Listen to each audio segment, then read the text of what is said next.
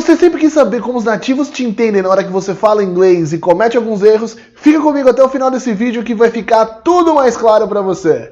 Hey guys, what's up? Teacher Marco here, how you guys doing? Então vamos lá, sem perder muito tempo, o primeiro erro é quando vocês não conjugam o verbo na hora que querem falar no passado. Por exemplo, eu quero dizer que ontem eu fui à casa do John. O correto é falar Yesterday I went to John's house. Yesterday I went to John's house. Eu uso o verbo go conjugado no passado. Went. Mas o que acontece? Muita gente, mas eu digo muita gente mesmo, até gente fluente, esquece de colocar esse verbo no passado e fala Yesterday I go to John's house. Se você falar isso, o nativo vai entender algo como ontem eu ir à casa do João. Tipo, ele vai entender? Vai. Mas eu acho que não é assim que você quer falar.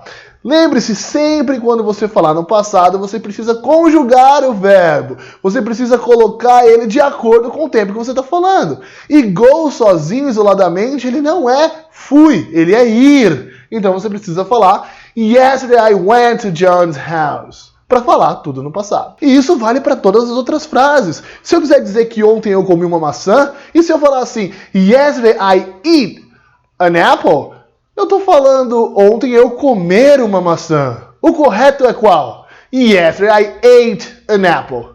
Mas só um parênteses aqui. Se você ainda tem dúvida de como usar o a, and e o the, eu vou colocar um vídeo aqui no card para você tirar essa dúvida. O segundo erro é esquecer de colocar os auxiliares, os verbos auxiliares na hora de construir interrogações. Isso acontece porque em português a gente não precisa disso. A gente simplesmente entona, faz uma entonação de interrogação e tá tudo bem, a frase vira interrogação. Já no inglês não, a frase muda toda a estrutura dela. Você tem que começá-la com um auxiliar. Depois desse auxiliar, você vai colocar o seu sujeito e depois o verbo. Esse verbo sempre na sua forma original. O infinitivo, if you will. Então como é que as pessoas falam? Por exemplo, se eu quero saber aonde você foi ontem, muitas pessoas esquecem do auxiliar e falam Where you go yesterday?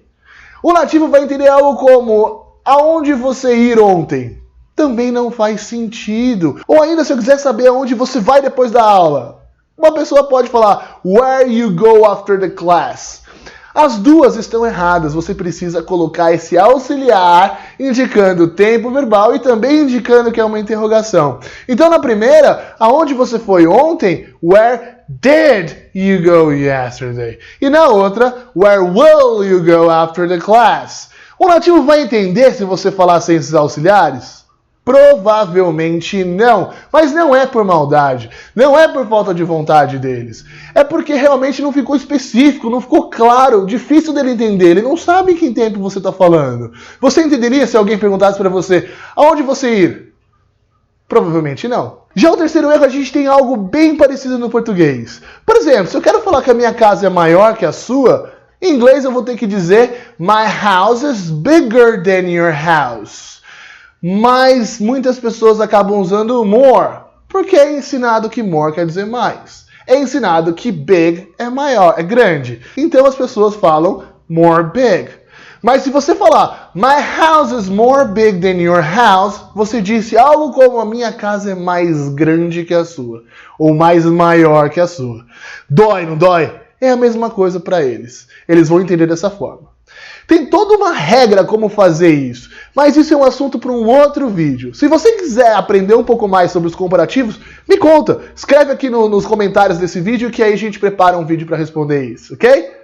Então voltando lá, o correto é usar bigger. Toda vez que eu estou dizendo que algo é maior do que uma outra coisa, eu vou dizer bigger. E o quarto e último erro de hoje é usar dupla negativa numa frase. O que é isso? É você usar duas palavras que têm uma conotação negativa.